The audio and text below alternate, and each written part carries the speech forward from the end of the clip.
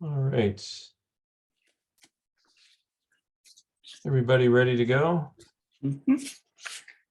All right. Good evening, Rick. Good evening, Terry. Good evening. Hello. It being 5:30, we'll call the meeting of the Shelburne Select Board for February 12th to order. Rick, have you had a chance to look at the minutes of January 29th? I have as well. I saw no errors that needed changing. How about yourself? No, I did not. You want to make a motion to accept? Yes. I didn't know if you meant you did not see them or you Oh, didn't. no. I saw them. I did not see anything that I needed comment. There, perfect. Then I would move we accept the agenda minutes from our previous meeting as written. Great. And I will second that. And if there's no further discussion, we'll bring to a vote. All in favor, Rick? Aye. Andrew is aye, and the motion carries. And we are on to department liaison reports. Rick. Police department, fairly quiet. However, yay, the new cruiser finally got into service on last Thursday. It's a 2023 Ford Explorer hybrid, as you may recall. So that took a little longer than was expected to go through all the things it has to in the shop at the other end for all their equipment and so on, but it's in play. New to me, of course, is the Emergency Management Committee, and I have met a couple times, spent several hours with Tom Williams, getting familiarized with the system, and their quarters up there, very nice.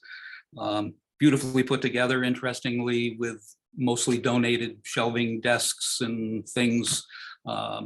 He's done a great job putting that emergency management office in play. They've been having some issues with attendance to get to meetings with a quorum, and we've been working on that. At our last meeting, Andrew, you questioned the grant and what it was split out for. I believe there was a $700 figure for clothing on one of the line items. Before I mentioned that, we have also had a discussion in the proper protocols, thanks to a brief outline from Terry, to make sure that in the future grant requests go through the proper channels before they're made. That $700 clothing identification wear is what it is for the event of emergency. There's 9 committee members, and there are 8 people in training for the Emergency Operations Center. So you start taking 19 people and dividing it at 700 for simple identifications like hats with the recognition on the cap. They're like $20 a piece. So it easily explained where the 700 would go.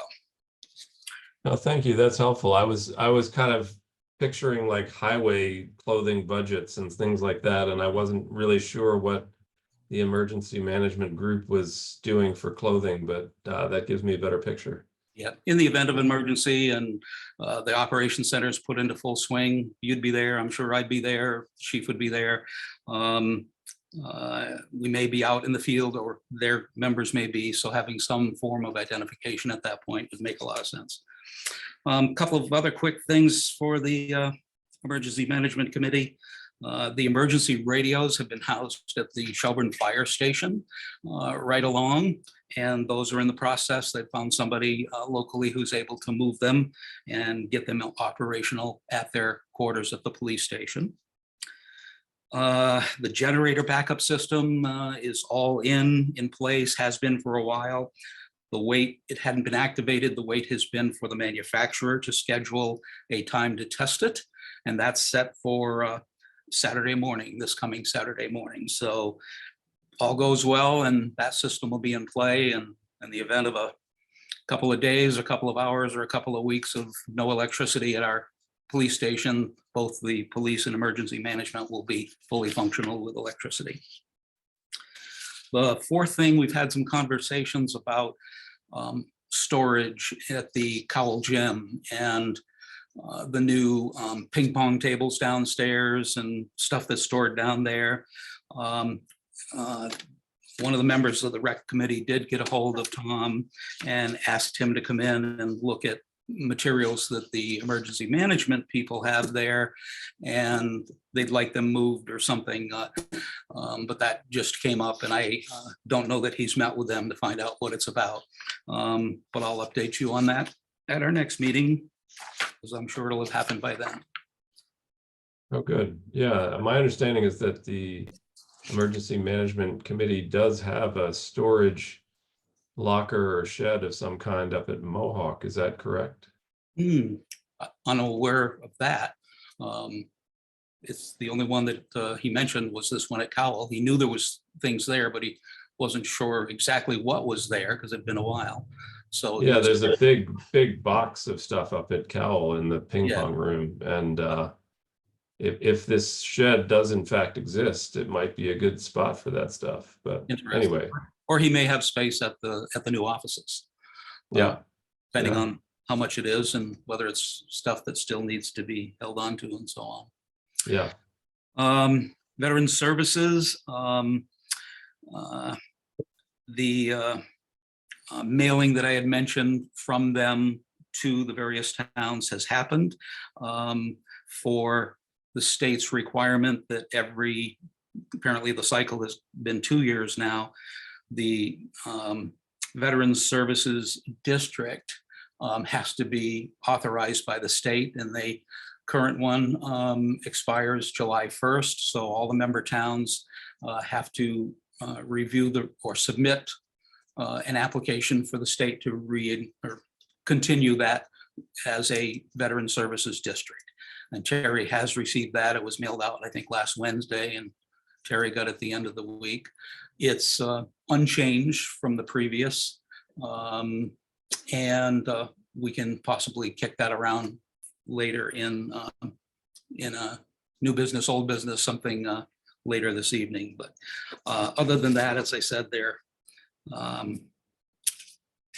in a quiet zone, and the next meeting isn't until the next quarter. So. And town hall, Terry may have things. There is one thing that I have, and I would like to bring that up further. It's on the agenda later in the meeting. So that's all I have. Great.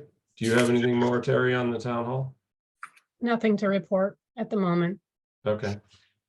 Well, a few things on my end. I did meet with or have a phone conversation with Mark Shippey last Friday about highway stuff, and he says they were in a bit of a quiet period then. They may be getting ready for a storm tonight. We'll see what happens. I did get my warning call from Eversource that they're preparing all over the state. So be advised, everyone listening, that we don't know exactly what we're going to get on our end. It seems like people down south are going to get more this time, which is not the usual model, but that's what seems to be happening this time. Mark said he was waiting on finalization of the contract for the Mass Works grant to begin the old Greenfield Road construction project. I did sign those contract papers last week, so that's moving ahead. So they're cutting brush and trees and other projects as they are in this sort of in-between period. And Mark brought to my attention that they have a sign installation project on Mechanic Street that he's discovered is kind of under deadline from Mass DOT. Did we purchase those signs or receive a grant for them, Terry? Do you know? It was a grant through Mass DOT. Okay, so they are leaning on Mark to get the signs installed. He sent me an email today with fairly lengthy feedback from one of the homeowners who would have the sign in front of one of the two signs in front of their house. Not happy about that. So I went up and took a look at the comparable signs up on Route 112 just a little short while ago, and took some photographs of them. I have to say those are big signs, and they rise up above the telephone wires that run along 112 there. So you can imagine they're pretty tall. And I have to say, from my own personal perspective, I'm not sure they're the right scale for Mechanic Street. They seem to serve that, be the right visibility for a state highway. But once you're down in the village, I'm not sure that you would see them as effectively because they're up so high at the speed you're driving in the village. So I don't know. I think it might be worth getting some more public input on that and slow down and see if we can find perhaps alternative models that are a little more neighborhood scale. But that's just my take on it, having gone and looked at them just now. Andrew, is Mark intending on reaching out to Mass DOT to see if there's a smaller scale version that we could install? I did ask him about that, and I emailed that idea to him just now. So I Okay. hope he will.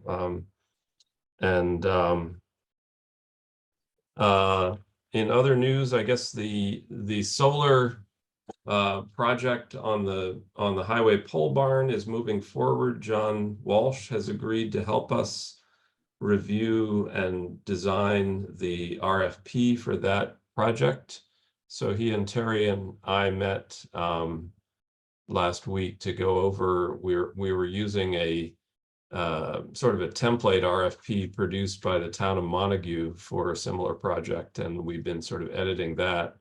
And John is completing the edits, and we're reviewing his draft and almost ready to meet with FERCog to help finalize that draft. And Rick will run it by you or take your input as well if you want to take a look at that. Absolutely do. And I think Okay. Terry was editing as a result of last week's meeting. And Yeah. when that's finished, I'm sure she'll send me a copy and we'll Yeah, dive in it. we're still in process, but not far away. Good. And let's see, the library is on our agenda tonight, so I'll speak about them and with them when they show up. And Terry has updated me that the Pocket Park has now been posted as a construction site. So thank you for doing that, Terry. And hopefully we'll have a safer construction site. And we seem to have students back on the job. And hopefully that'll get finished up. The pavilion will get finished up soon. And we can have an evaluation of it by the building inspector to see whether it passes muster or not. But that would be the final step in the project. Yes, Terry? Yes. Yeah, okay. That's all I've got in liaison project news. Let's see, we're at 5:43. I guess we're probably about close enough that we could start the appointment side of our meeting agenda. We have the Eversource pole hearing to install a mid-span pole along Coleraine Shelburne Road between pole 17-48 and 17-49, which is a future solar site for Sayagi Uba Kin. It's Vipassana. Oh, the Vipassana Center, thank you. I think I mangled that name, but maybe not. And it looks like we have Matthew Kitchen and Isaac Baker here to talk to us about the poll hearing. Who wants to go first? And full disclosure, Isaac Baker is my son.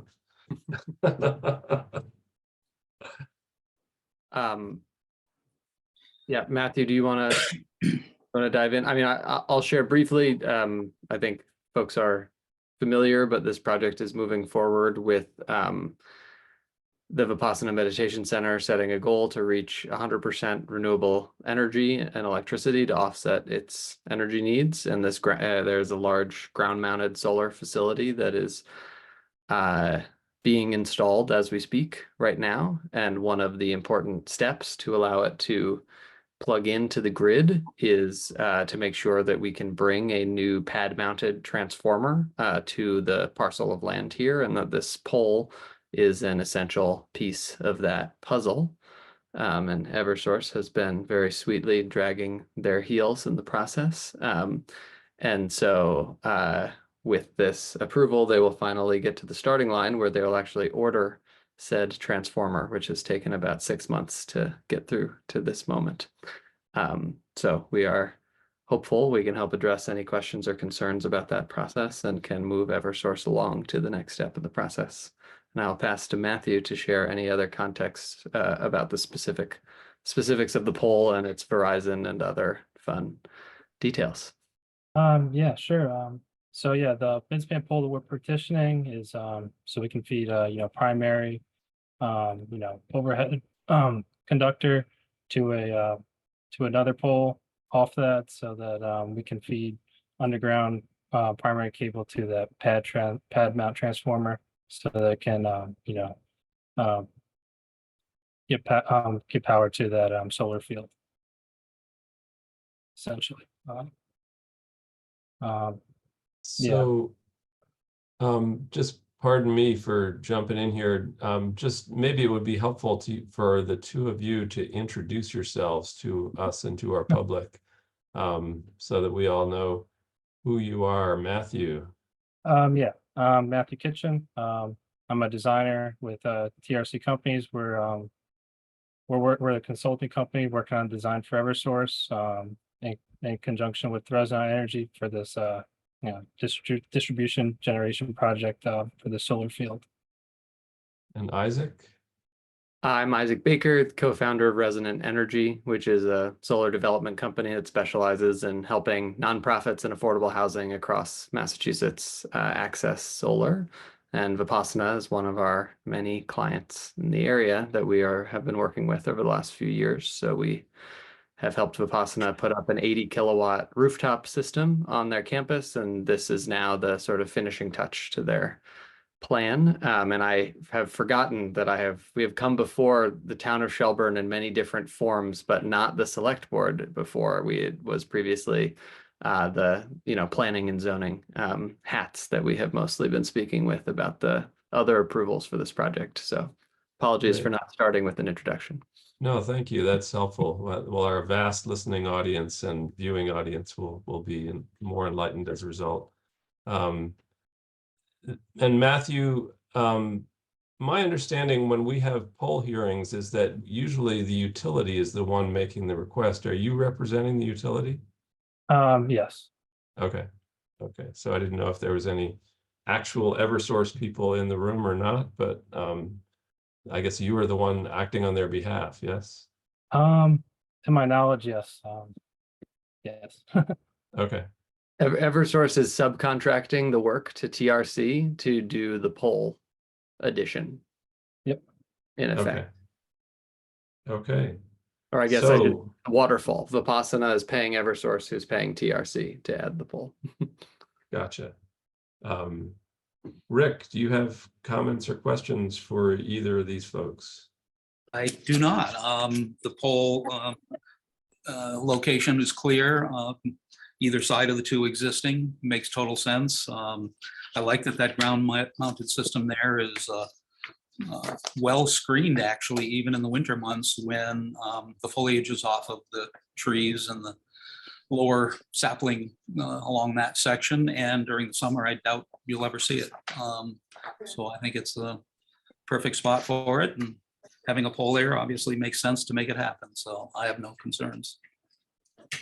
Okay, and I see John Wheeler is in the room. John, are you here on this topic or a different topic? No, I'm here for the 6:30 planning board. Okay, I just thought since you're here and since Isaac has mentioned that he has been before you in regard to this Vipassana solar project, do you have any comments or concerns about this poll request? I didn't hear the beginning of the meeting, but I don't remember the planning board having any issues with this. Okay, Yeah, I'm actually down in Deerfield at a grandson's basketball game, but I think I'll be home by 6:30, so I'll get on. okay. Good, good. Well, no, I think your name was mentioned in regard to this project, so I thought I would call upon you since you're here, but I'm glad to hear the planning board has given it a look and has no concerns. Terry, do you have any thoughts or comments? No, I don't. Thank you. Okay. And is there anybody else in the room who wishes to comment, since this is a public hearing about polls? Hearing none, we will pass along.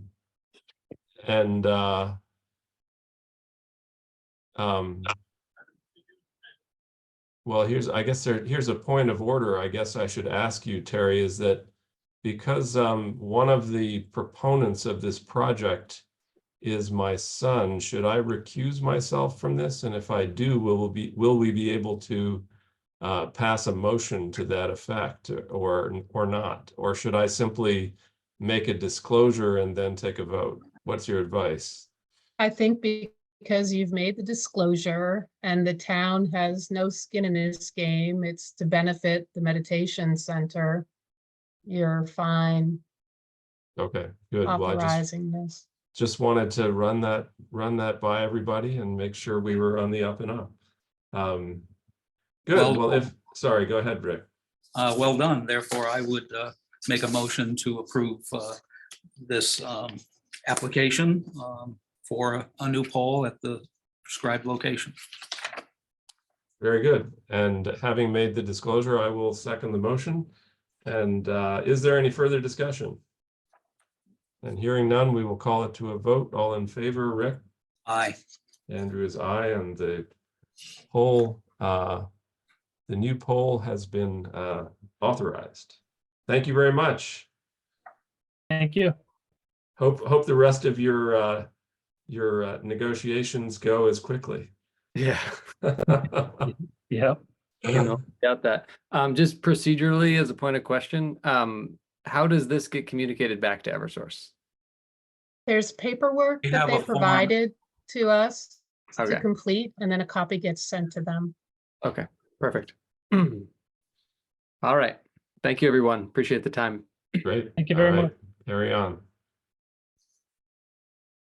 And we are now at 5:53. Our next appointment is the Arms Library budget presentation with the Finance Committee at 6. We've got 7 minutes to go. So maybe we should take a few stabs through old and new business. 6B and C we could probably knock off. Yes, okay. The town website is B, regarding boards and committees and use in keeping the public informed. Rick? One of the most common things people say to me when they hear about something happening in town is, when did that happen? How does this work? There are people who have genuine interest in following and being kept abreast of what's happening with the various boards, commissions, and committees in town. We have a posting system for their meetings by law that's from the days of the town crier, where we post within 48 hours, business hours, a notice at the foyer of the town hall, which is open 24/7, and that is the legal posting place. But for anybody who has even a modest interest in keeping track of, oh, I might like to go to the next school committee meeting or the next whatever meeting, they'd have to go every other day to find them. The problem there is, or the solution to that for me is, I would love to put together a supplement to the guidelines for publishing committee, board, and commission meetings, that Joe already sends each commission. He sends it each year. That's the legal side, but I would like to put together a recommendation that we can think about this and act on it perhaps at the next meeting, where board, commission, and committee chairman, when they bring the paperwork to Joe to be posted at the town clerk, to be posted at the town hall, that they also take the 5 minutes or less that it takes to log on to the website, post their meeting on the calendar, and attach their agenda. It's very simple. And in this day and age, not to be able to go to our website and find out what meetings are coming up and what's on their agenda just seems archaic. So I don't want to suggest it as a town policy to request a vote or go to town meeting. I'd just like to urge it as a request that they, in the effort to have full transparency with their actions, that they start posting their meetings and their agendas online at the appropriate 48-hour minimum advance time. What are your feelings on that, Andrew? Well, let me start with Terry, since she's closer to the website than I am. Terry, do you have thoughts about Rick's proposal, and what's your sense of both how we're currently doing with the website as a communication tool for the kinds of things Rick is talking about, and if we were to make this change, would that be just a self-do on the part of the chairs, or Yes, the chairs or their administrative assistants. And I would say not many boards have been posting their agendas and minutes as they occur, unless they have administrative assistants. I've been helping some of the newer boards with their postings, and I have very simple instructions to send out to people if they're new at doing it. It's pretty simple, but I agree, for the amount of money we're paying to have this website, that it would be nice to have that kind of information readily available. Yeah, I agree. The posting and the agendas could go up right away, particularly if the chairs or their secretaries were doing that themselves as they do the other posting. If we want to make this change, Rick was mentioning doing this in a sort of voluntary recommendation sort of way, but why not just change our posting policy to include the website? I mean, what would that take? It could certainly be an internal policy from the board. I don't good with see that. that being a problem. The website would not be the official posting place. The foyer, I believe, would still remain That's the correct. location. Right, but I mean, I guess what I'm wondering, just from a procedural point of view, is who governs the posting requirements? Is that us? Is that the state? Is it? The Attorney General. Oh, so that's why we're doing it in the foyer, is because the Attorney General has said you do it at Town Hall. The board could, as long as we have a public posting place, I believe that the town can set that location wherever it may be. But because a lot of people don't have computers at home or computer skills, we've relied on the old-fashioned posting route. But Joe Okay. would know more about that. I But I spoke think to it Joe. would, I'm sorry, go ahead, Terry. I just think it would be a great secondary means of keeping people informed. Yeah, I spoke to Joe in length and reviewed his guidelines, and that's the law. That's what we have to do. That's what we're required to do and have always done. I'm saying, in this day and age, for it not to be there is crazy. And if we can make it a town policy, but not a legal requirement, but we make it a policy that the chairman will do it. I had the webmaster, Mick, do a Zoom with me, and literally it took 2 minutes to post a meeting and attach the agenda. 5 minutes from the time you log on to your log off. It's very simple. So it's not a big chore, and every committee has that access.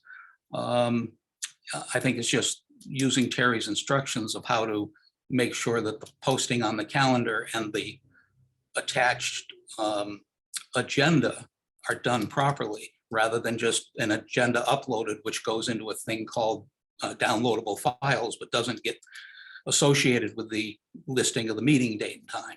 It's simple to fix. It's just clicking the right space in the right order. So I'm comfortable either making it a policy and requiring committees and boards to do that, or that we just send a recommendation that the select board strongly urges them to post their agendas and committees at the same time reference as they do in the foyer going forward. I'm comfortable either way. And have we not just recently passed a little sort of how-to manual for boards and committees? Mhm. So that would seem like the logical place to put this, yeah? Yeah, If we make a motion to, you know, advance into the 21st century and have our meetings posted online as well as in the foyer, that wouldn't it be simple enough to just add language to that document saying, here's how you post meetings? Yes, but for the Okay. time being, if this becomes a recommendation, I could simply send the instructions I have typed out. But yes, it could be added to that. Okay, well, why don't we Guidebook. recommend, I would entertain a motion that we recommend to people to start doing that, and that we can bring forward language to add to that policy or that committee in sort of manual at our next meeting. Does that make sense? it does to me, and I would so move that we go ahead and send all committees, boards, and commissions the request that they begin posting their meetings and their agendas in the appropriate legal time frame to our website, and that at a later time we can do a formal addition to our town committee, board, and commission guide. Great, and I'll second that. The only note I would say by way of discussion, Rick, is that when we bring forward the language for the guide, perhaps we can advise the chairs that if they want any sort of tutorial or help, we can arrange that with our webmaster. Yep. Uh, Or He's- myself. or with It's Terry. easy. Yeah, Okay, He's been very gracious when I spoke to him to have him take me through it and show me how it's done, because Terry does them for us. I didn't know. So he did the Zoom, showed it to me. It was very straightforward. And he's also had other committee members actually take the incentive to call him, and he's done the same for them. So. Great. Good. well, thank you, Rick. I think that's a good initiative, and will make our website more useful. Definitely. Good, all right, well, we are, Motion made and seconded. oh, I'm sorry, thank you, I thought we did that. Motion has been made and seconded. If there's no further discussion, we'll vote. All in favor, Rick? Aye. Andrew's aye, and the motion carries. And we are on to the Arms Library budget presentation. I see Dan Alden and Lori Wheeler here. Dan and Dan, you want to take it away? Sure. And Clay Connor is also here. Oh, great, okay. Yes, he's our treasurer. Can you hear Uh-huh. me okay? Yes, we can. Great. So hopefully people were given the our request in the spreadsheet format, and they had a chance to look at it. I guess the bottom line is in the lower right corner of that spreadsheet, where it says total budget of 5.7% increase. And, you know, this is our proposal, of course, which is open to debate. But that's what we're requesting. The majority of that is probably due to the increase in pay rates for our personnel. And that increase, if you look higher up, is a 9% increase, which is a substantial jump, but let me explain our reasoning behind that. We wanted to make our director's salary on the same level, put it on the same level as the Shelburne Free Librarian. So my understanding of that librarian's pay, of that director's pay for the Shelburne Free Library, basically the increase for the director is just to make their pay rate commensurate, on par with the Shelburne Free Library. And then the other two categories basically are assistant librarian. In FERCog, the Franklin Regional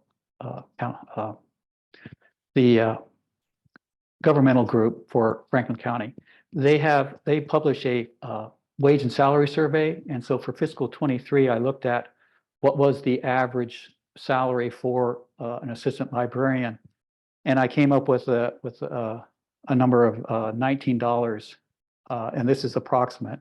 And so that's why I was proposing that our assistant librarian go up as much as she's shown.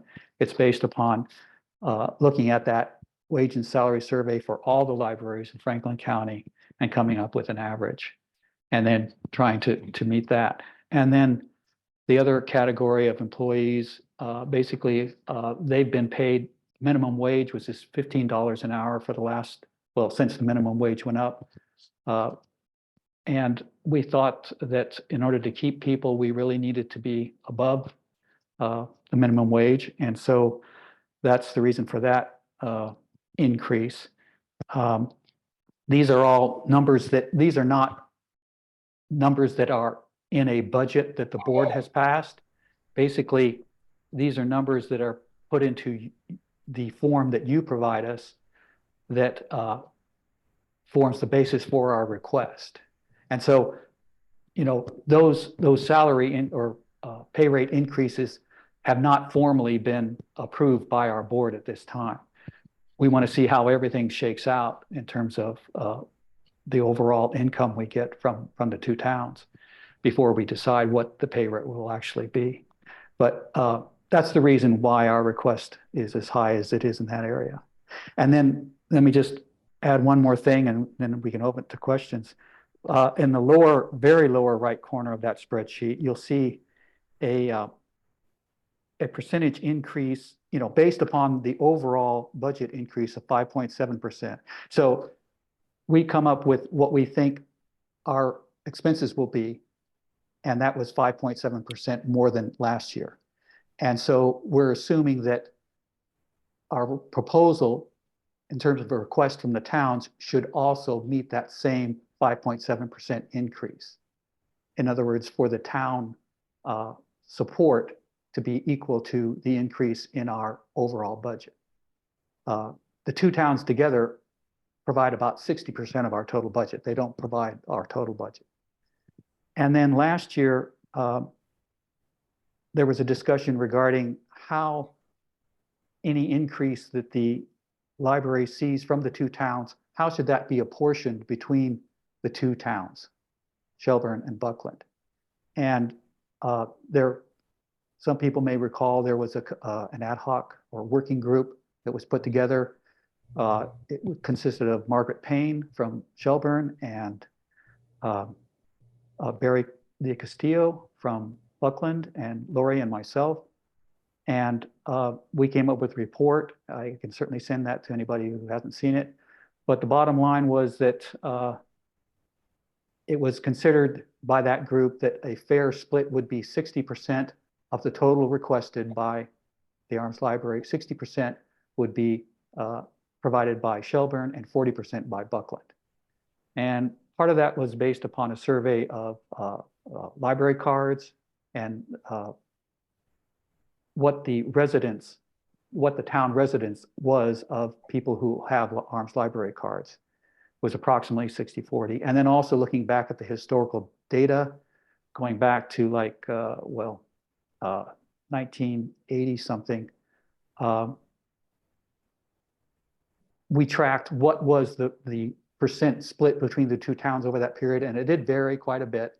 But once again, overall, the committee, the working group decided that 60-40 split would be fair. Now, this was never approved by either of the select boards or put to town vote. This was just a recommendation. But that's how we figured the split last year, and that's how our proposal is figuring the split this year. So you'll see, even though we're asking for a 5.7% increase overall, it's only 4% for Shelburne, and Buckland is seeing an 8.1% increase in order to meet that 5.7 overall increase. And the reason for that, again, is to try to, well, it had gotten so out of, well, it wasn't that far out of skew from the 60-40 previously, but the point is it's taking these unequal jumps in order to arrive at the 60-40. So that's why the difference there. So I guess I'd open it to questions, or if Clay Connor had anything he wanted to add. I wanted to ask the people that are participating in Zoom, can they see this document you're talking about? Or should we share it on the screen? I can see the document, the budget document, if I look sideways here like this, because it's printed lengthwise. So if you want to share it on the screen. I have to have whoever the host is, and I think that's Terry, allow me to share. Sure. Sure, go ahead.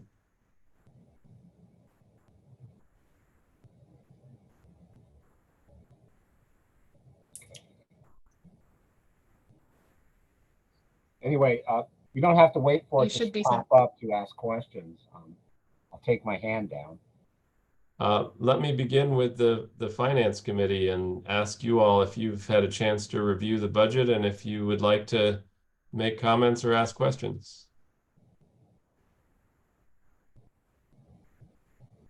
I don't have anything right Yeah, now. like, Hey, we don't have any comments, I don't believe. No, not at the moment. Can you hear us? Yes, I can hear you. I'm muted it. Yep. No, we're good at the moment. Okay. Rick, how about yourself? I thought their explanation was great, and had studied it before. I got a rookie question though. Third down from the left, page. What's page mean? That's the employee that gets a little bit more than minimum wage. Oh, that's a Yeah. a surname. They're Okay. part-time employees that work only on Sundays or other times, but that's the classification that we used on this form. Okay. No, Rick, Lori perhaps can provide a little bit more background for that particular term. I think it's a library term. it's like a congressional page, Rick. Okay. It's not somebody's name. It's a job title. Gotcha. Yeah. And it's somebody who we've had typically as a high school student. And we've, in the last year or so, we weren't able to get a high school student. And so we've had to move into some other areas of looking for people to hire. Okay. I believe it comes from medieval nomenclature, but I don't know if there are any knights on the board of the Arms Library or not who have pages serving them or not. So I have a couple of questions and thoughts. One having to do with the 60-40 split. I know we've been round and round about that, and the library has never felt like they want to take on the full inventory of your customer base. I think that's a doable project, and that it can be doable perhaps with the help of a page, but perhaps with the help of an intern. And I recently just got an email notifying the Energy Committee that there are interns at Williams College looking for things to do. I don't know if that fits the library's scope of work or if there's a match there, but I know there's a lot of colleges, including some of these pretty fancy ones that have money to pay their own interns to do summer work for nonprofits and municipalities. And Smith does that. So I think there are opportunities to get some paid labor that's not paid by us, but by the colleges themselves to come in and help the library with, perhaps a project like that. Lori. Hi, what would the parameter, what would it look like to have something that you folks would think is legitimate? Because we've had people and we feel as though we did do justice with the way that we had done it. Well, I And think a without- review of library cards is certainly one aspect of quantifying who your customers are, but there are several other dimensions for how people access library services, including online services and walk-in services by people who may or may not have library cards. And I think my guess is that both of those represent probably a pretty significant amount of your customership, in addition to people who actually use their library cards to check out materials. And so my thought was, if you had an intern who's sat at the door and surveyed people for a month or 2 months or whatever, you'd probably get a pretty accurate picture of that sort of range of customership that you have. And maybe there are other dimensions that I'm overlooking, whether you want to include, library events or other things. There's a lot of things the library does and ways that it uses the building. And, I think getting a more accurate sense of that, I think, might actually get you to a vote of the Shelburne and Buckland Select Board saying, we agree on the split because we've done the research, Lori. Okay, because I know you've mentioned that before, about having somebody sit at the door, asking people what town they come from, which is not something I'm comfortable with. And that's, I've said that in the past. But in terms of statistics, how many people come in, we keep all of these statistics. There's a yearly state database. The only thing that we don't have is which town they come from. And I've asked CW Mars 3 different times to create a report pulling them just out. But once again, it comes down to that 01370 zip code issue. Oop. Well, Laura, you and I may disagree on this, but we both serve on the working group of the Two Town News, our new newsletter.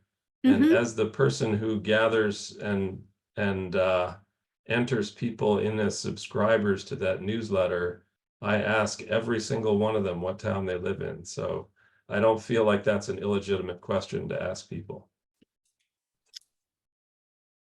I'm happy to look further into it, but a library is a place where you go in and you be private, and you're not expecting to have to give that kind of information out. I mean, nobody has big secrets or anything about where they're from.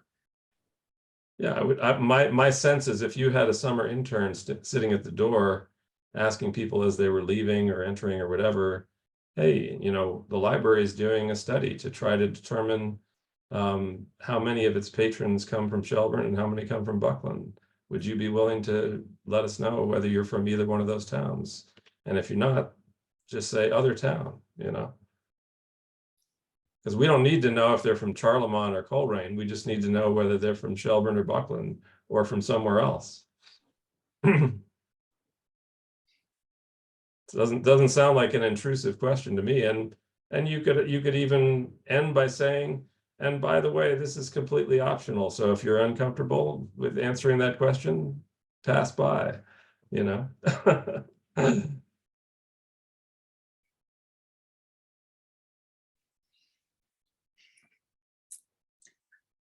Difficult to process how accurate that information would be too, though, Andrew, in my opinion. If you're looking at a summer intern and you're looking at library traffic in July and August, it's going to be way different in the school year or at other times of the year. And a 2-month period out of 12, it sounds like the committee that was formed and did the job before and came up with this other formula seems totally reasonable to me. And we're talking a minimal amount of difference in the looking at the 60-40 split. And did you say that that was 60-40 last year too?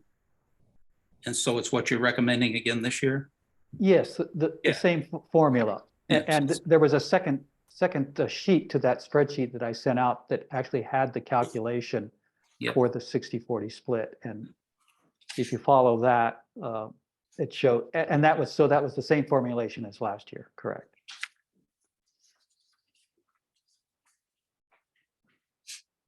Right. I mean, again, it's a review of library cards, and just to give you one data point, Rick, I've had a Greenfield library card for 35 years. And I've lived in Shelburne for 30-something years. So in all that time, I've never been counted as a Shelburne library patron, so. Actually, I mean, you do. You actually are counted as a Shelburne library patron when it comes to the check-ins and the check-outs. And plus, when you come into the library, we keep track of folks who come, the numbers of people who come in and out. So you are Shelburne card holder. I mean, Okay. resident. Anyway, as I mentioned at the front end, I think to me would be a project I would think that the board of the Arms Library would welcome, to better know who are your customers, not just the people who have library cards, but the people who access the library in all the ways that I've mentioned. And that to me would be a worthy project for you, even if you were not being asked that information by the select boards, but simply so that you, as entrepreneurial library boards, would know who you're serving and figure out new and interesting ways to serve them. Yes. Myself and the rest of the staff actually really do know our population, and part of our strategic planning, our action plans are looking at who we're reaching, who we may not be reaching. So the staff has a really good sense of that. I'm just not seeing it reflected in your 60-40 split, because it's based on only one analysis of your customership, which is your library cards. What Lori, may I yes. respond? Sorry. No, it's okay.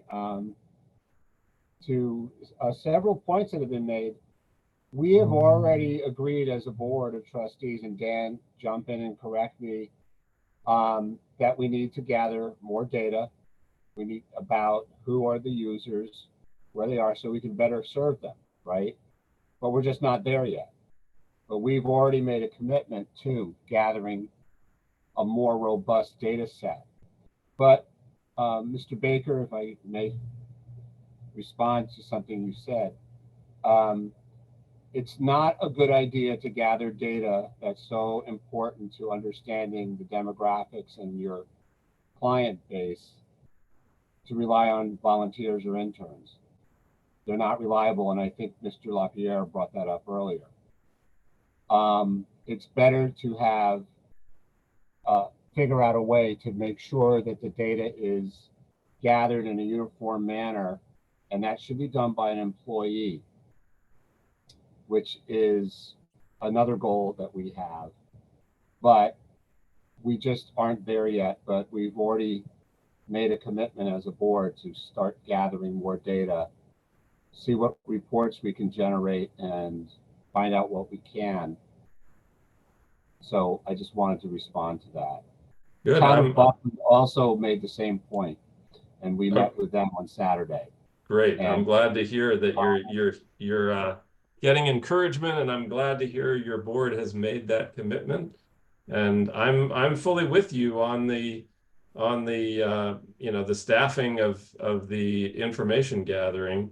I was simply brainstorming options for how Great. you might lighten that burden, but if doing it with your staff is something that you're committed to, I look forward with eager anticipation to the new data we will be reviewing at our next budget hearing. We should be ready by then. Good. One other question to you all, which is not contained in your numbers, but might affect your numbers, and again, goes to that entrepreneurial spirit of thinking about how we can best stretch our limited dollars and time to best serve our patrons and taxpayers. And my sense is that, and here's an idea I want to float to you and a question I want to put to you, which is that a few years ago, this board agreed, as did Buckland, to expand the library's hours to Sunday. And I thought that was a very good idea. And I've certainly, as one patron, have enjoyed the weekend usage. But as I look at the library's weekly calendar, having done that, we now have Saturday, Sunday, Monday, Wednesday, Saturday, Sunday, Monday. Isn't that not right? 4 days a week? Yes. And that we could, and as a result of our decision to add Sunday, we now have a clump of days that are a nice big chunk of uniform usage and a big gap on Thursday and Friday. And it struck me that if we shifted the schedule to Tuesday, Thursday, Saturday, Sunday, we would spread out the week, have only a 1 day gap between open library days. And by shifting away from Monday, we would pick up the time we lose to Monday holidays. Now, I recognize that that does have an impact on our library director if she is paid for holidays, and that we would have to account, we wouldn't have to, but I think in fairness should account for that in some way, since she has been had that as part of her compensation probably for many years. But I think that the town would be better served on a Tuesday, Thursday schedule than a Saturday, Sunday, Monday schedule. Your thoughts? Does anyone on the select board want to respond first in support, or before Dan or I reply? I don't know. Rick, do you have any thoughts about that you want to chime in on now, or do you want to wait to hear what they say? Yeah, I'm good for now. Okay. Dan, do you want me to take it, or do you want to take it? Well, I would just say that I think that's certainly a reasonable point that you're making, and I think it's worthy of further discussion. And I think that that our board should discuss it further at some point. Go ahead, Clay. I was just going to say pretty much what you just said. We're always, again, it goes back to gathering data. We're always looking for better ways to serve our clients. And if a change in the schedule can be supported, but I don't think we can commit to anything in this meeting, but we accept that we will bring it up as a board as a discussion item and make a possible recommendation. Rick. Along with the director, of course. Rick. I think we've gotten off subject a little bit. The days the library's open isn't the purpose of this hearing. We got a minute left and we haven't got to capital yet.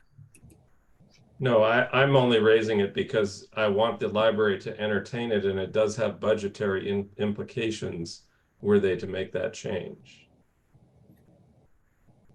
So I don't feel like it's entirely off topic there, Rick. Okay. But anyway, put that in your hopper bring it back to us with your thoughts. Are we on to the capital end of the budget? Finance Committee, do you have thoughts on the capital side of the budget? Go ahead. I think we're all set with that one right now. We looked through it. I don't have any questions on it. Do you? I don't. No? My only comment would be that I'm a bit uneasy at using 3 different sources for salary data to compare salaries to. Where we're going to take a minimum wage plus in one category, and then we're going to take a another library for another category, and then we're going to take FERCog for a third category. And to me, that smacks a bit of shopping for different, for different values. I don't understand where there's no consistency in that to me. Why aren't you using FERCog for all of them, or another library for all of them, or some one data point and comparing your salaries to a single data point rather than going around and searching 3 different data points or different data sources? But we can answer that at a different time also.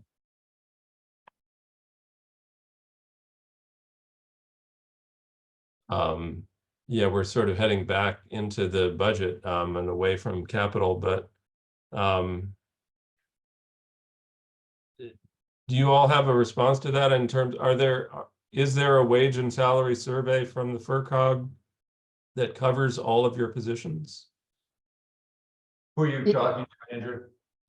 You, Dan, or your Yeah. treasurer? Well, yes, I was the one who put together the information from FERCog. And yes, they do have salary information on the director's position. I just thought that regarding the director's position, it being sort of a unique position among the 3 classes we have, that being on a par with what the Shelburne librarian was making, director was making, was what I thought was quote unquote fair. So I don't So- think the concern was about the single position. The question was whether or not you could use FERCog for all of your positions. That's your question. That wasn't my question. Oh, I'm sorry. My question was a single data point. I'm not, they can pick a data point. It's not ours to pick their data point for them, but I'm uncomfortable with 3 different data sources for 3 different salaries rather than a single source, because we can always shop for a data source that we're comfortable with, as opposed to a single data source that makes some sense across the board. I think there are more factors in a director's salary than just what the next library, across town is doing.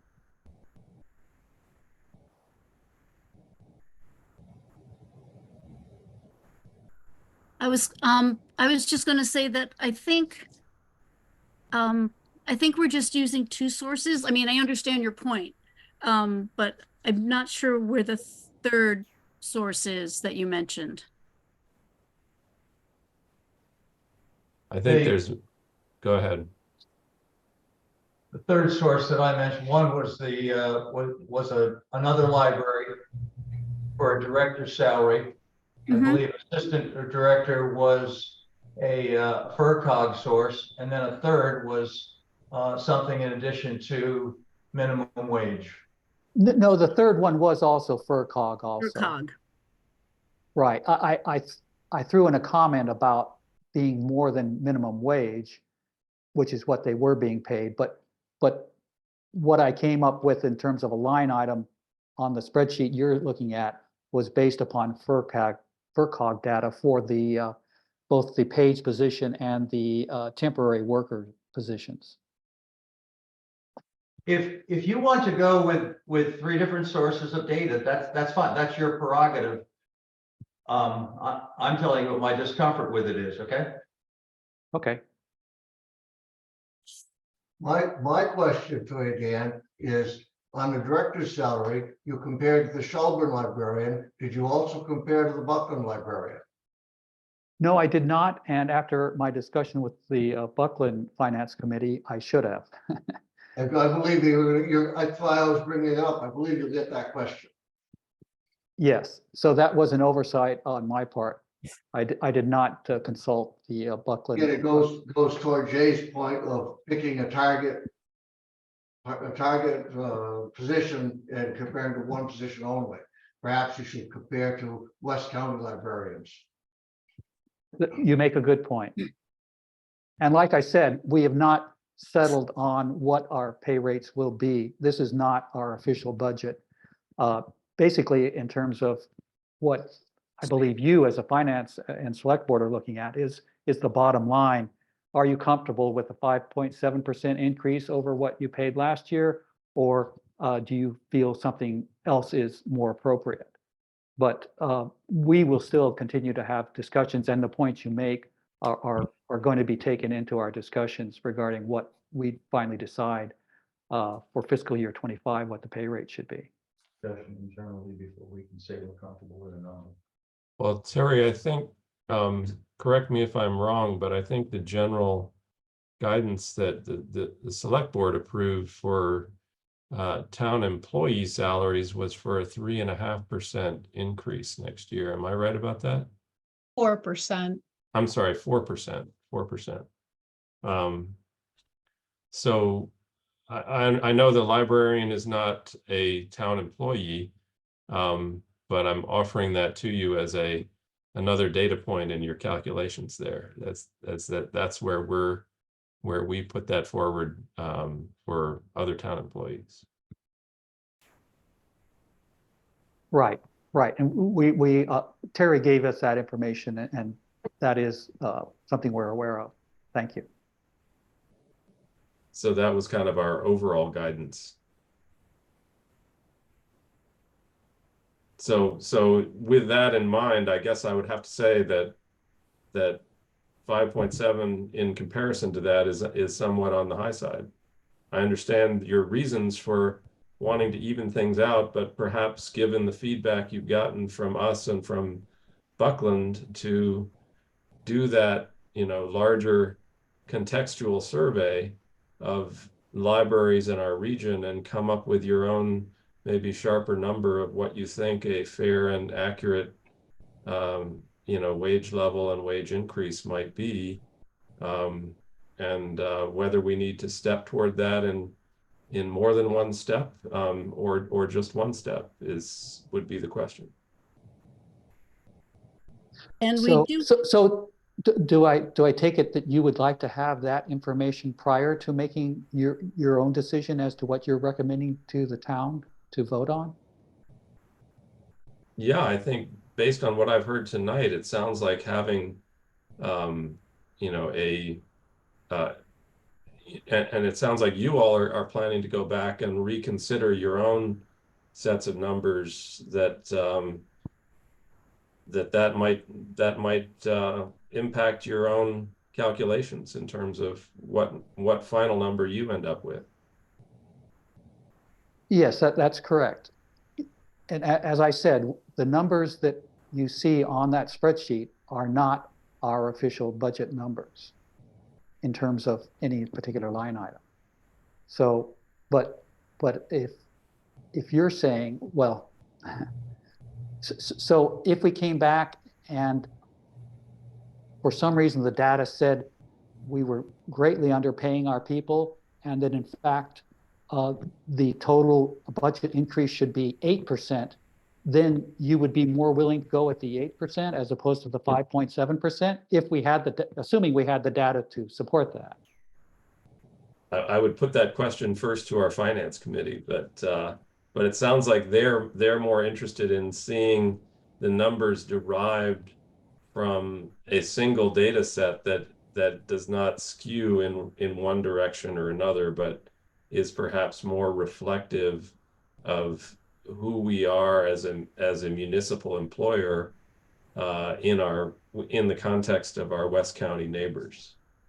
That's what I heard tonight.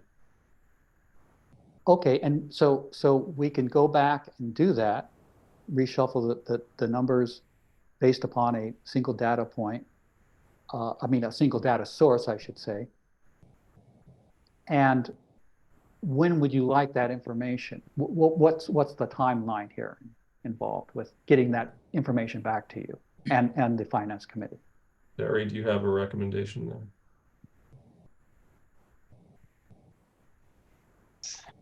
You ask us a question? No, I was asking Terry, but you can go ahead and chime in as well if you have a recommendation. We would need it by March 25th. Okay, and that gives you enough time to discuss it among yourselves? Yes. March 25th, okay. I mean, speaking for myself, I don't know if you have something else to say, Clay, but I think we could provide you with some updated information, an updated request based upon the items we've just been discussing. Yes, I think that's a very doable timeline. I don't see any issues or concerns.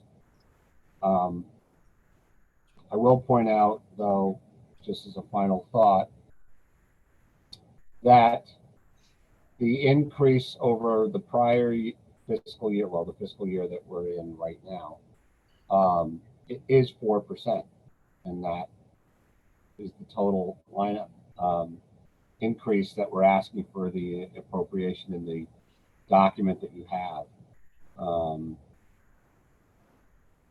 So we can come up with some more data, single data source, choose one, seems to be reasonable. We could find a peer library, which is kind of difficult because ARM's library is kind of unique, and we can have more data for you by that deadline. Great. No, thank you very much.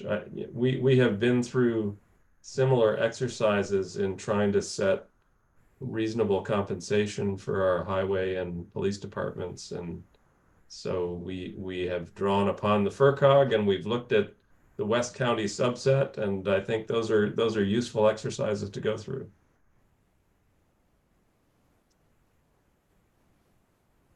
Sounds good, thank you. Great. Anything further from anybody about the library? I have a question. Go ahead, Terry. We didn't really address the capital yet. Oh, And right. I I'm wanted- sorry. We got pulled back into the main budget. Go ahead, Terry. I just wanted to speak to the Arms Library elevator and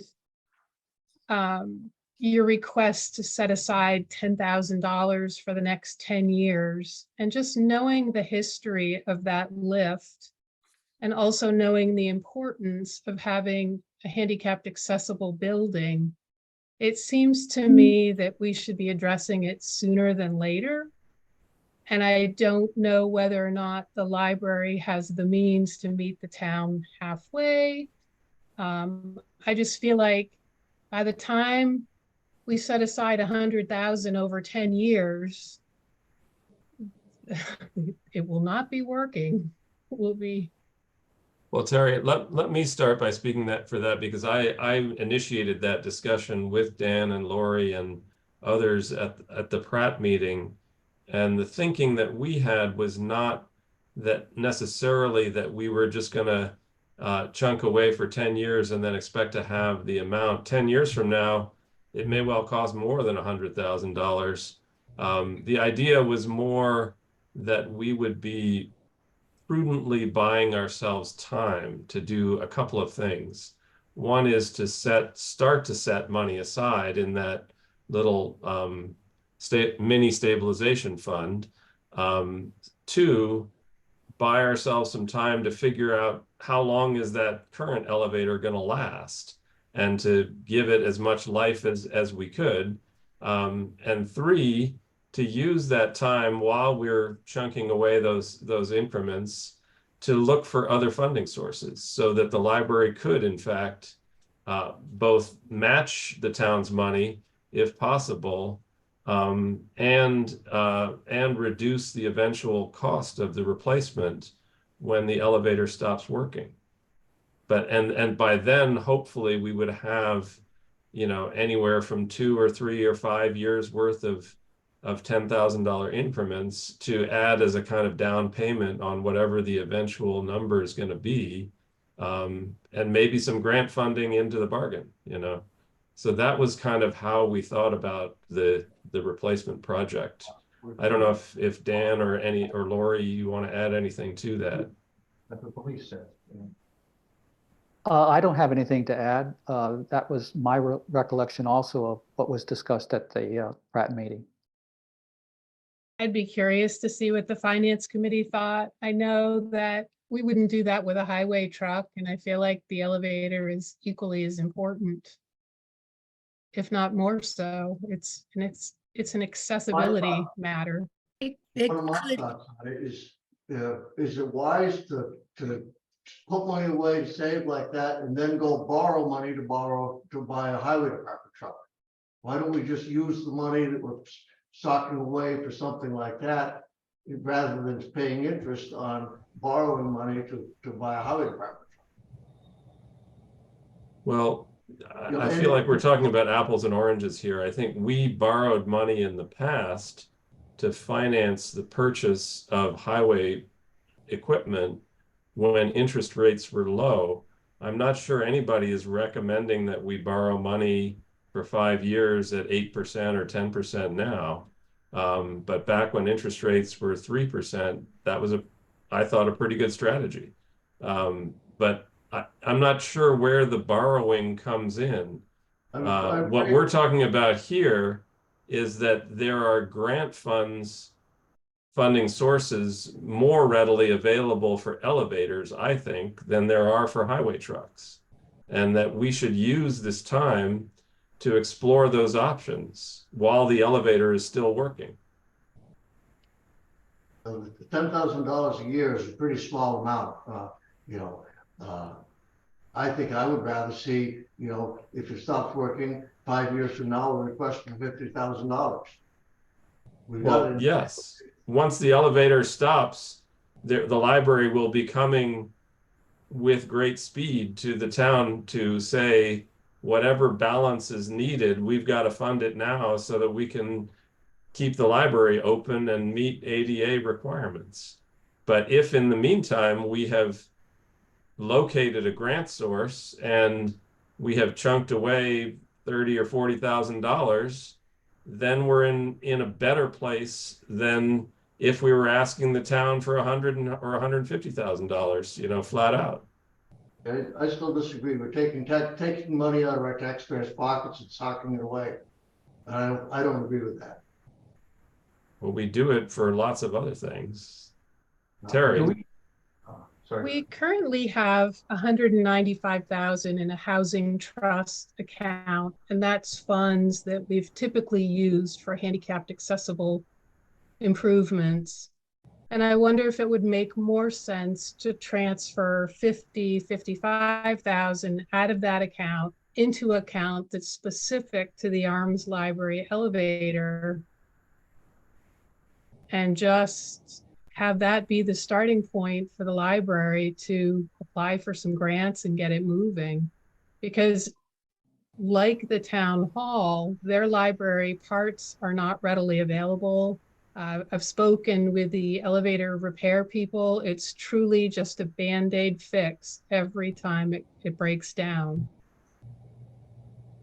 I like your idea, Terry. I have no objection to that. Can I ask for a clarification? Is the town responsible for capital improvements at the library, capital renewal at the library? That's a subject of some debate, but it depends on who you ask that question of. Well, there's a lease, and what does the lease say? It's my understanding the lease does say that the library is responsible for maintenance of the building.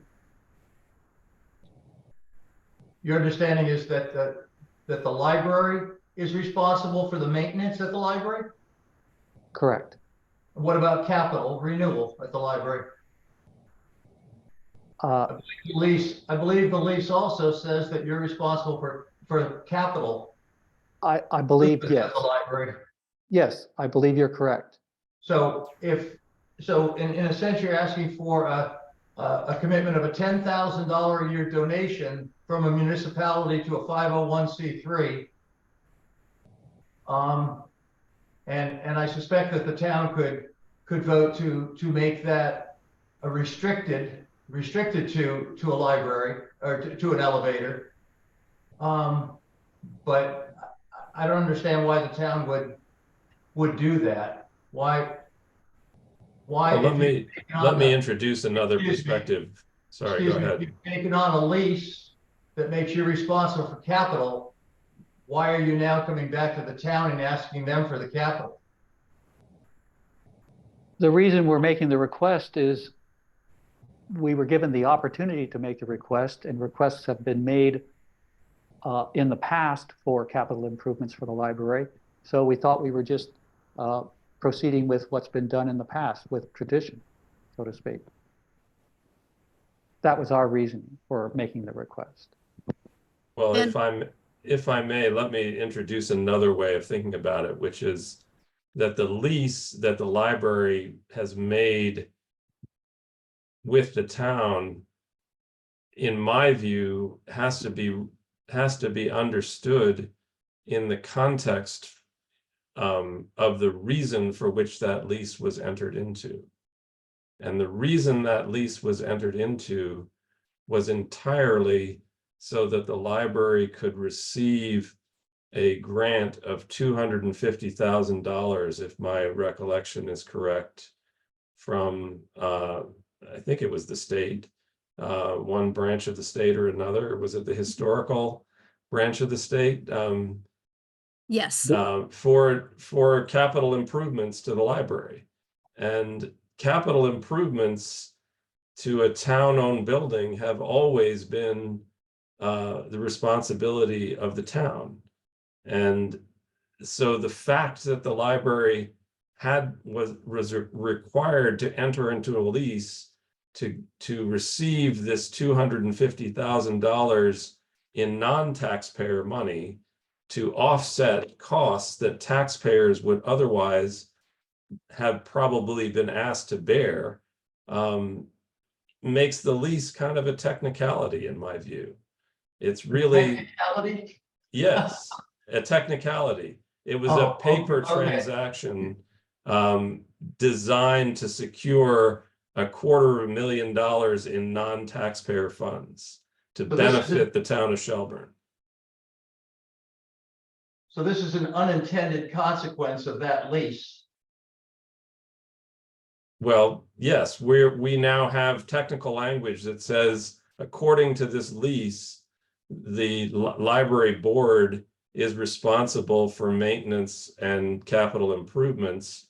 But the other way of looking at it is the library board could simply say, yes, we're responsible for those improvements and we're putting them into our budget. So here they are, Buckland and Shelburne. Here's our budget, that includes these capital requests. So, you can split it any way you want, but it comes back down to whether or not you think this is a town building that the town should pay to keep up or not. I mean, it seems very clear to me that it's a town building that the town leased to a 501c3, who doesn't look at that lease if you're representing them in this situation, doesn't look at that lease as a particularly important document. Well, I think, again, I don't want to go back over the language that I just described to you, but the entire reason for that lease was to bring money to the town to offset the cost of the library repairs so that the taxpayers would not be burdened with those costs. That's why that lease was entered into. Doesn't change the fact that the lease exists. So yeah, I hear you. Lori. I was going to say something that's not money related here. The library is really an asset to the town. It has one of the highest circulations, and I'm happy to send you all our circ figures, director's report, things like that, and it's incredibly well used. We do count people who come in throughout the days, and we have those sets of statistics, and we really are one of the highest. So once again, we're an asset, and I hope that that would be considered in this.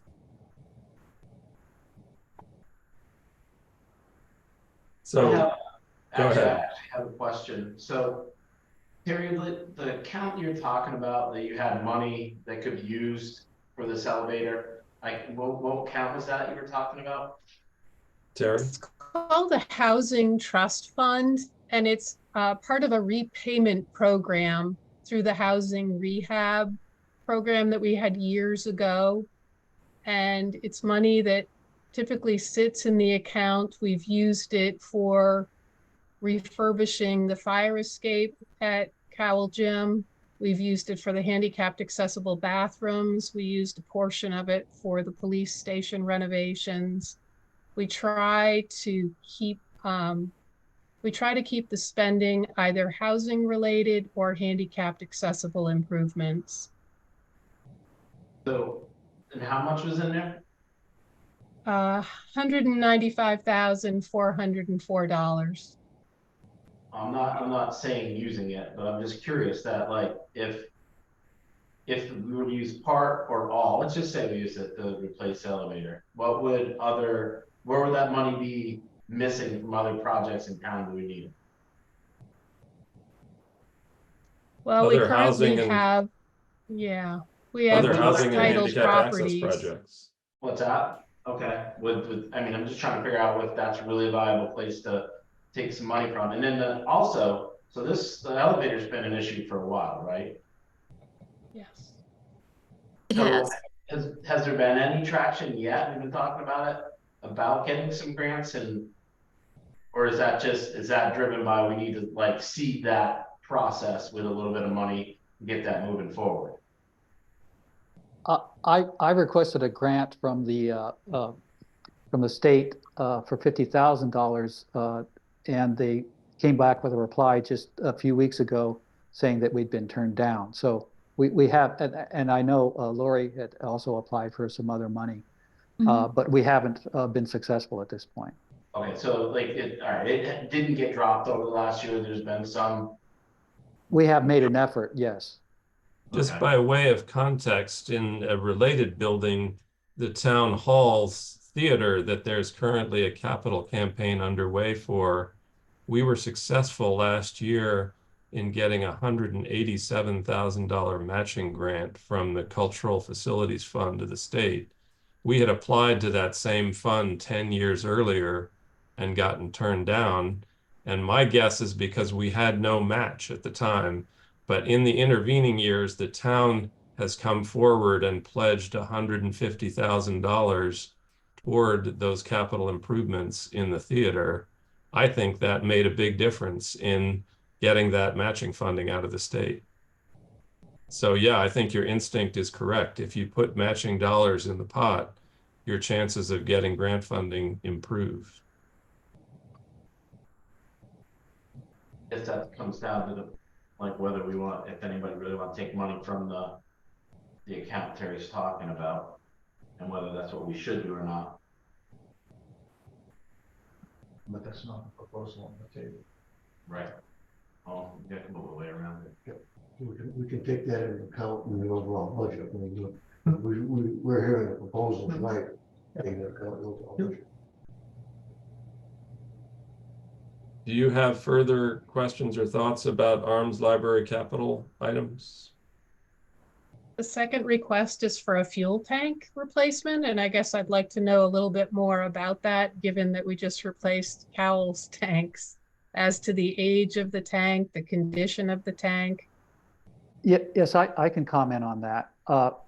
Just not too long ago, a few days ago, and I have not passed this information on, unfortunately, to Clay or Lori, but I did speak with Glenn White of White Heating, and he said that tank, because I wanted to inquire about testing the tank, to see if, if it had any thin spots in it that might start leaking. And he said that tank had been installed just a few years ago, and that there was no reason to that we should be worried about it at all, and that it wasn't even worth going to the cost of having it tested. And it should last 30 or 40 years. And he said it's only about, 5 years old or something like that. He said 5 to 10 years old at the most. And he was just going by his memory. And so certainly looks fine from the outside. So I think, I haven't, like I said, I haven't talked to Clay or Lori, but I think we should actually remove that from our capital request, the tank completely. Oh, so this is new information, Dan. That's that right. you- This is you very got. new Okay. information, and I should have passed it on sooner, but I apologize for that. But anyway, that Okay. can be removed from my discussion with Glenn White Heating anyway. Good. Well, it's nice to know Dan? we've got a Yes. new tank. Lori, did you have something? Nope. Oh, Thanks, though. okay. Other questions from Rick or the Finance Committee about the oil tank? Sounds moot. Yes.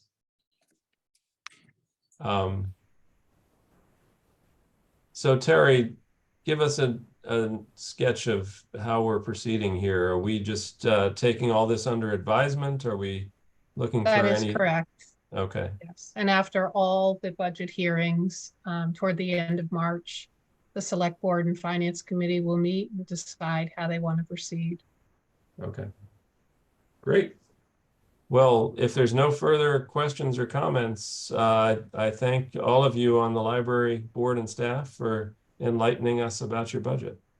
Thank you all very much. Our pleasure. Thank Thank you you. all. Have a very good much. night. You too. Bye-bye.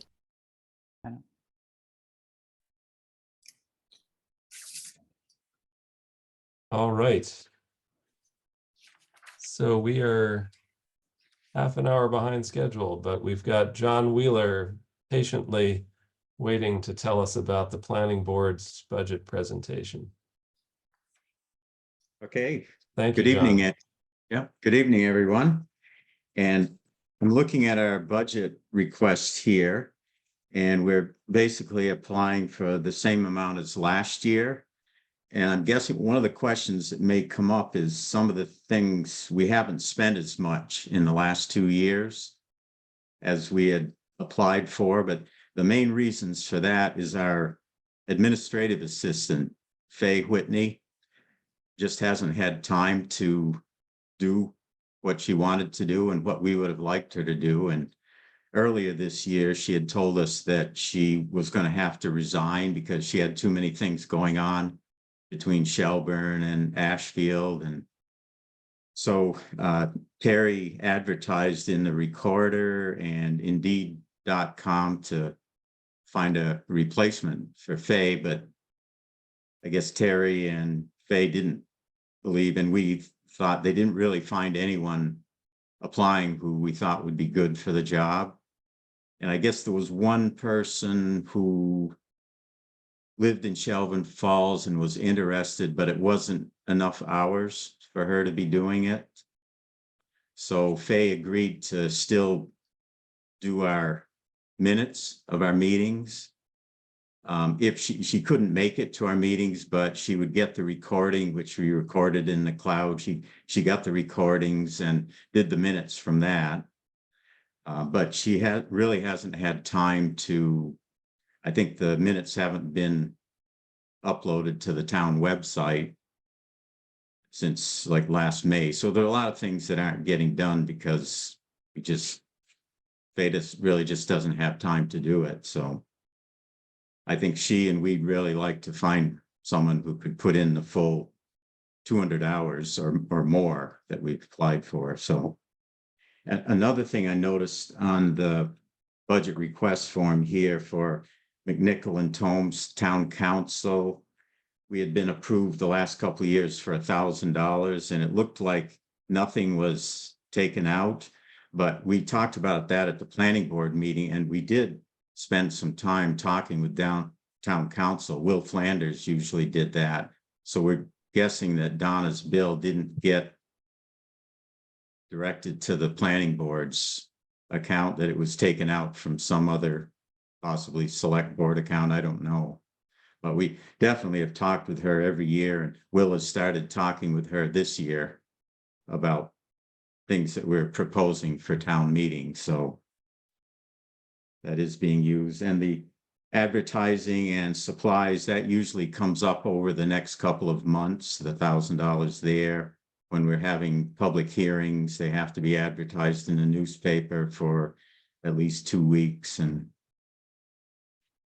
so that, the other thing that came up at our last planning board meeting is one of our members, Will Flanders, is also the chair of the new CPA committee. And I'm not sure what the details are, but he thought in the future there might be some potential money that could come for clerical and grant assistance to the town through the CPA committee.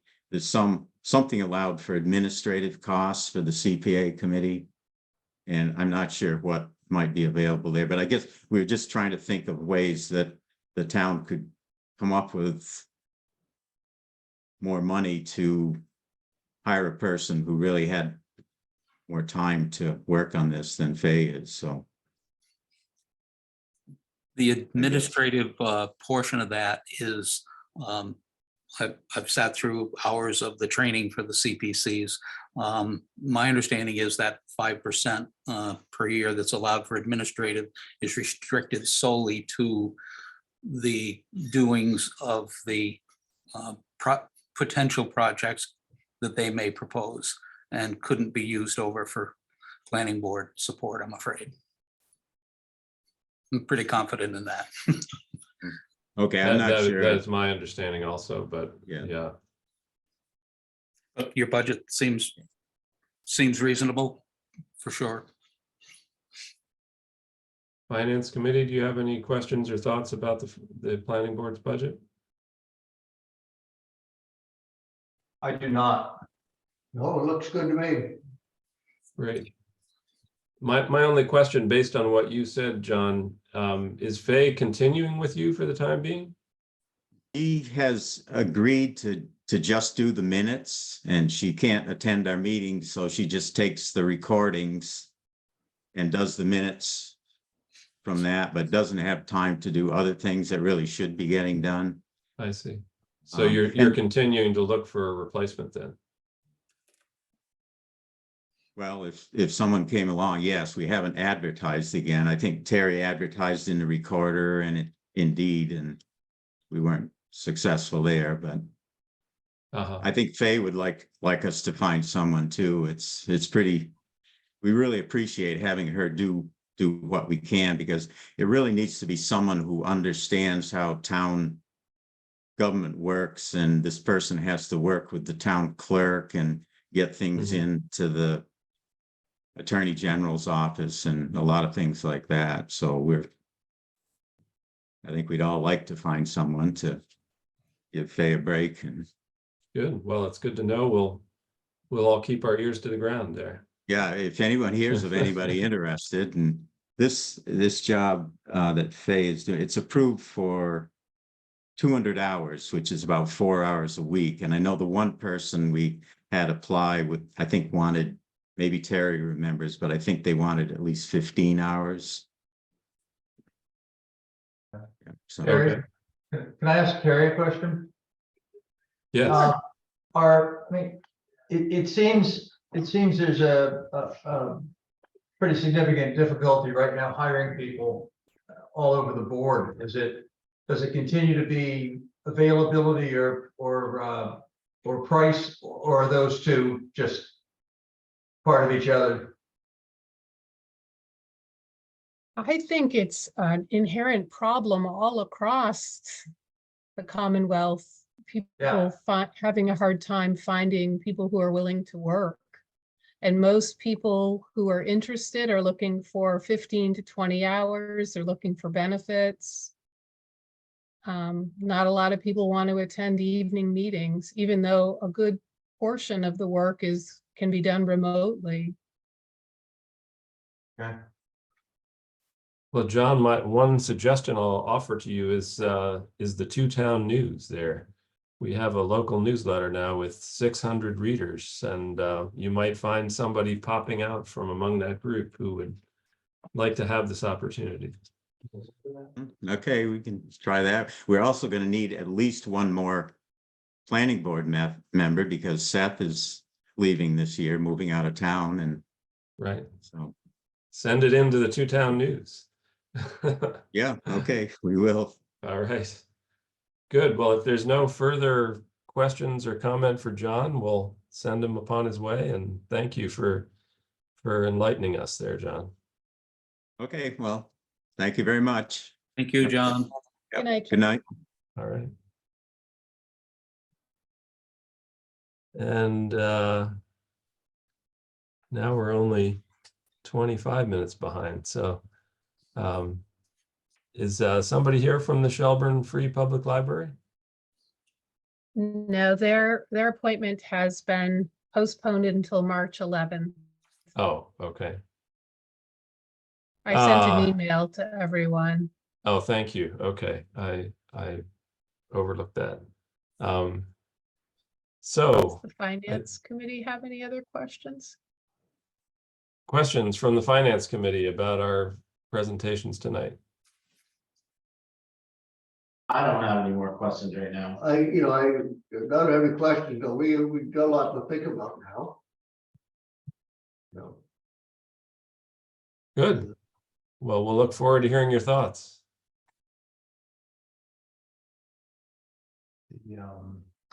We're good. Yeah, Thank you. I think we're good. All righty. Sound Okay. good. Well, thank you for coming. Thank you, Night. guys. Yeah. And we're on to old business. Do we have anything more we need to add about the proposed solar array for the highway pole barn?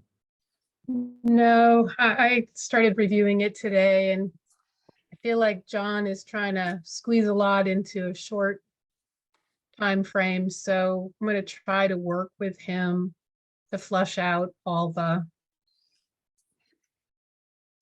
problems with the document. And I'm only 8 pages in. It just seems like there was some miscommunications in his note taking, perhaps on Thursday. Okay, So a lot of the edits didn't get made. I see. Okay. Well, that was leading to a question from me because I saw a draft from him and then another draft from you. Should I just wait for a third draft that is more comprehensive, or should I jump into Yes. your draft? No, I mean, I only made it through the first 8 pages. So if you want to wait, I did ask John if he'd have time where we could print the document out and just go over it rather than him working from a laptop. I think Okay, it's just easier to have paper in front of us. okay, great. Well, I'll wait to hear from you then. All right, thank you. And we're on to new business A, audit proposals for FY 24, 25, and 26. Terry? Yes, this is our final year. We started with Melanson and Son, and then it became Melanson CPA. They've been acquired by Markham, but this is our third and final year of our contract with them. And then, so I started soliciting proposals from other auditing firms, and I received a response from Roselli, Clark and Associates and Markham. And I reached out to Scanlon Associates on 2 occasions and did not receive a response. And just judging by the number of towns that he's currently handling, more than likely he wouldn't have the availability. But based on the pricing, Roselli and Clark is offering a fixed $21,000 for the 3 years. And that's with the provision that we don't trigger.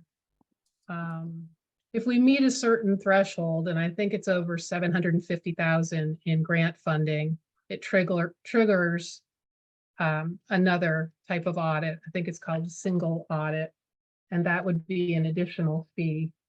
But at the moment, Roselli is offering a fixed fee for the 3 years, and Markham is offering a staggered fee of 23,000 in the first year, 24,500 in the second year, and 26,000 in the third year.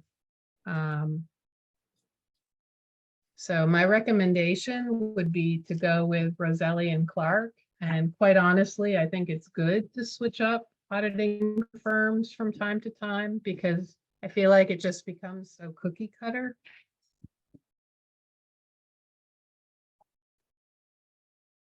So that would be my recommendation. And if the board agrees, they have supplied an engagement letter that would be signed by Andrew. That's $10,000 over 3 years savings. And I agree.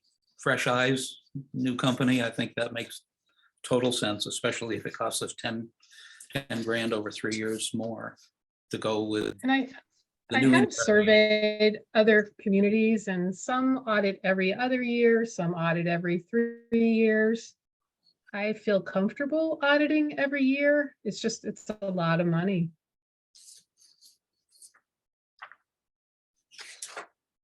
Oh, I see. I'm sorry. I was looking for Roselli's thing, but it's that first page with the little red asterisk on it. Yes. Right. Got it. Yeah, I'm comfortable switching up.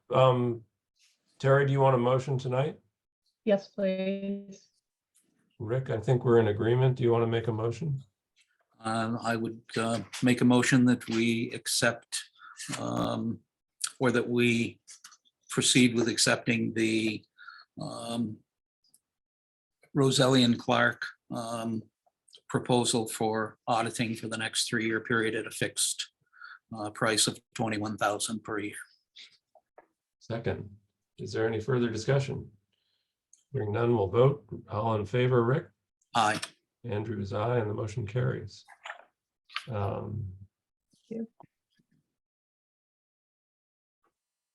And we are, let's see, we did the website. Susan Flackus resigning from the Community Preservation Committee.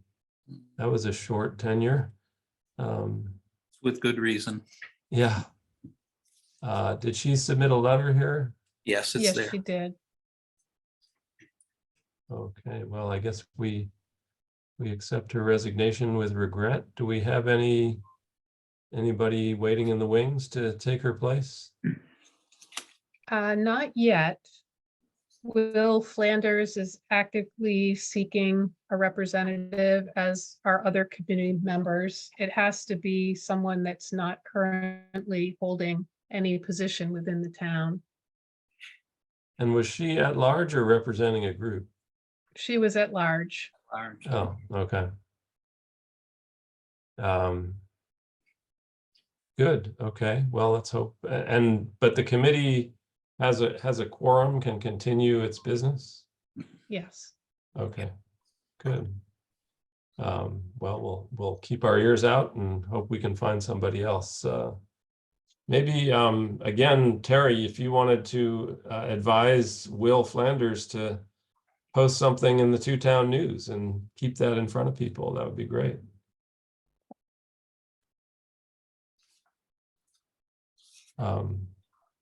One of the benefits of the Two-Town News I've been noticing is that it provides some fodder for our West County stringer for the recorder. So we see some more recorder items if we get things into the Two-Town News that gets some wider circulation from the recorder's larger readership. So D is Bridge Street Phase 2 change order number 5, adjusted contract price of $13,824.47. Terry, do you want to say anything more about that? This change order incorporates the final project costs. A large portion of the overrun was a result of police details. That came in 3 times higher than the original estimate. The only outstanding item left to be completed are changing out the streetlights and the streetlight bulbs and fixing the 2 waiting on 2 fixtures that were broken during construction. But I would support this change order and waiting to see how much ARPA funds will be returned to the town that were not used. So this is coming in under budget then? Or under Yes. the contingency, or is that, Yes. yeah. Good. Rick, any thoughts on this? You lost me on that. Coming under budget? Well, Terry's saying that we would get ARPA money back, so my general sense is that if we put ARPA money in to cover the original bid, that original bid included a contingency that it sounds like we have not used the entire amount of the contingency, which is usually what, close to 10% of the project cost? Yes. So if we haven't used, so go ahead, Terry. We have used ARPA money in 2 instances for this project, the sewer component, and then the bid came in higher than what we received in grant funding. So we, at the recommendation of the grant administrator, we set aside a large sum of money for the contingency, and we will not have spent that full amount.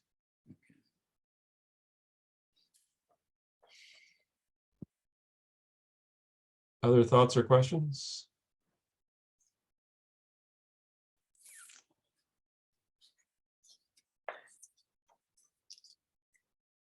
I guess this will wrap up that project hopefully, and if you need a motion to accept that, I think we do.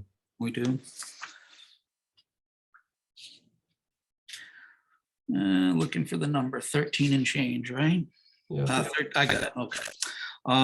I move that we approve the change order number 5 regarding an adjusted contract price of $13,824.47 for the Bridge Street Phase 2. I'll second that motion. If there's no further discussion, we'll bring to a vote. All in favor, Rick? Aye. Andrew's aye, and the motion carries. And item E is STAM legislative priorities regarding a vote to support. Terry? Small town administrators of Massachusetts represents communities with populations of 12,000 or less. And through a series of meetings, they've identified priorities that they would like our local legislators to advocate for. So to have more of an impact, they're asking each community to have their board review the priorities and vote in support before I forward them to our state representatives. I believe Ann Goby has also been working with STAM to help develop this list. They look like there's 4 major buckets. The Highway Chapter 90 formula is number 1. The education funding formula, change to support rural regional schools. And that's number 2. Number 3 is increase state procurement thresholds to reduce administrative and cost burdens on small towns and improve prevailing wage laws by providing exemptions in rural factors to assist small towns in completing necessary projects. And then finally, reform state-owned payment in lieu of taxes pilot to create more equity for towns constrained by necessary land preservation, provide staffing and support for the Office of Rural Affairs, and reduce administrative burdens that prevent small towns from getting state grants. Rick, any thoughts on this legislative agenda? As I reviewed it previously, it seemed very comprehensive. There is strength in numbers and unity. And I would support us supporting all of these items. Great. Would you like to make a motion to that effect? I would move that we approve the support of the 2024 legislative priorities of STAM and have Terry send them that notification through whatever process is appropriate. I will second that. Motion has been made and seconded. If there's no further discussion, we'll bring to a vote. All in favor, Rick? Aye. Andrew's aye, and the motion carries. Thank you. And you're welcome. And our next meeting is Monday, February 26th. And is there any other business? As Rick mentioned, there is the vote to renew our membership with the Upper Pioneer Valley Veterans Services District for another 2 years. You want to make that motion, Rick? Yes, I mentioned earlier at my brief mention of it in the liaison reports that it is basically unchanged, adjusted only slightly. I forget what it was. It was some minor number that was adjusted for current conditions. But they need to know this by April 1st, so there's no real hurry. But I did read through the document and had no concerns. Obviously, this is a great program. We're serving a huge number of veterans throughout the county and substantial number in Shelburne. So I would like to make a motion that we approve or sign the approval of requesting the state. I guess, what's the word, Terry? Authorize? Do they authorize? Yeah. Okay, authorize the continuation of the Upper Pioneer Valley Veterans Services District. I'll second that motion and discussion. I guess just for clarification, Rick, I may have misheard you or missed something. Is this an authorization that comes about, how many years does this last for? Every 2. 2 years. Okay, thank you. Wow, so that's not a very long term for the Veterans District. Yeah. They It have seems to kind of weird to have to rubber stamp it every 2 years for something that's Yeah. been around for. That does seem strange that they have such a short leash. Yeah. Well, if there's no further discussion, we'll bring to a vote. All in favor, Rick? Aye. Andrew's aye, and the motion carries. Does that cover it for other business, Terry? Yes, it does. All right, and do we have any other correspondence? No. Okay, and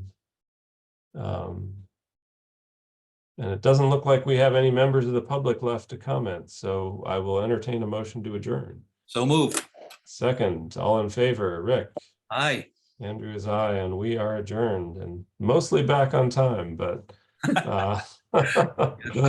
all right, we'll see you on the Good job. Good night. 26th.